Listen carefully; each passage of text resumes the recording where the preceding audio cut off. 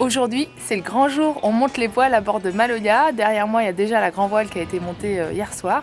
Et là, maintenant, on s'occupe du génois, la plus grande voile qu'on met à l'avant du bateau. C'est parti!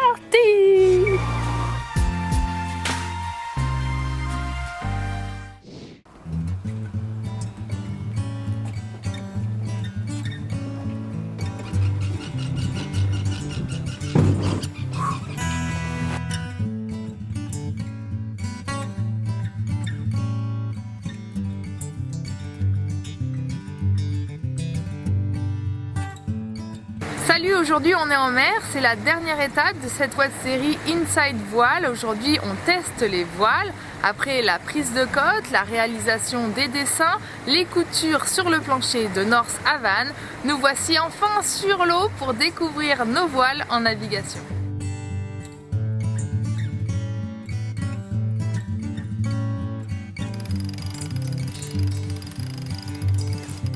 Première nave avec le Spinnaker, c'est un truc de malade, il est juste déjà trop beau. Et en plus, on n'a plus à s'embêter avec le tangon, on envoie ça beaucoup plus facilement. Et on va pouvoir faire pas mal d'allures, donc bien évidemment le vent arrière. Et puis aussi se rapprocher du vent plus facilement en cas de besoin. On est vraiment super contents.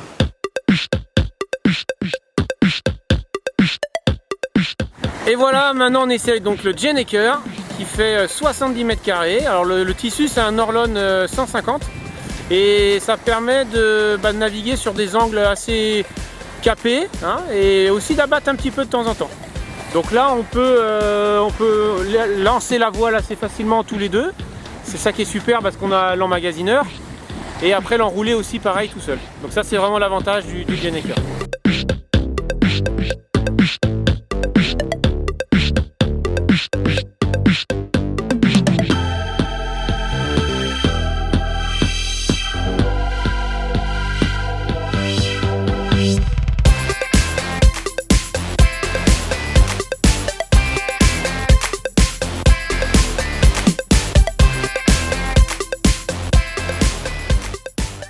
Tout à l'heure, on a eu une super nave avec nos Spi et nos Gennaker.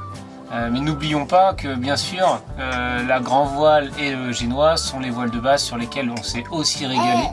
Et on a eu autant de la vitesse que de la performance en termes de confort et d'angle.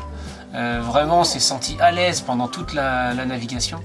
Et ça fait que aujourd'hui, on part avec un autre état d'esprit, beaucoup plus de confiance et de sécurité.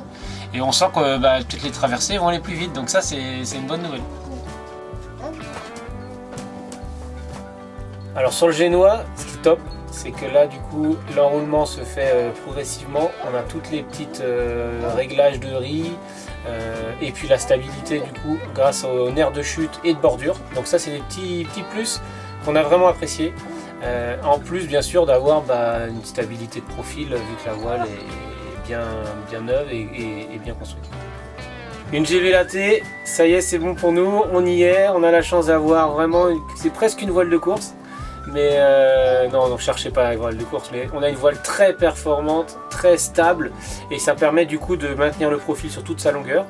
À l'affalage, ça va très vite parce que la voile aussi ne bronche pas et se met dans son lazy bag. Donc ça c'est vraiment sympa. Et puis on a pu du coup, comme pour le génois, régler la bordure et la chute toujours de manière centralisée. Donc là cette fois-ci c'est au guindant, on va au pied de mât et on peut réadapter. Donc ça c'est des petits plus mais c'est ce qui fait la différence dans le temps pour entretenir ces voiles et les adapter en navigation. C'était vraiment une super journée, le Père Noël est passé pour nous à bord de Maloya, les voiles sont exceptionnelles, forcément c'est nouveau donc c'est tout beau. On a hâte de continuer à les tester parce qu'on ne peut pas dire qu'une journée ça suffit pour vraiment exploiter tout le panel de choix qu'on a aujourd'hui entre un génois, une grand voile, laté, un Gennaker, un Spinnaker et la trinquette qui va bientôt être livrée. On n'a pas pu la tester malheureusement aujourd'hui, mais on a hâte aussi. Ce qui est clair, c'est qu'on se sent en sécurité sur ce bateau, en sécurité pour pouvoir manœuvrer seul, vu qu'il y en a certainement un qui sera souvent avec Naël. Et ça, je pense que c'est l'essentiel en croisière, c'est savoir qu'on peut compter sur son équipage et compter sur son bateau. Donc on a hâte de vous montrer d'autres images de ces belles navigations à suivre. Peut-être qu'il y aura un dernier épisode d'Inside Voile avec des astuces. Je vais y réfléchir et puis on verra bien. Suivez-nous sur YouTube, Facebook et en attendant, on vous fait des gros bisous. Ciao!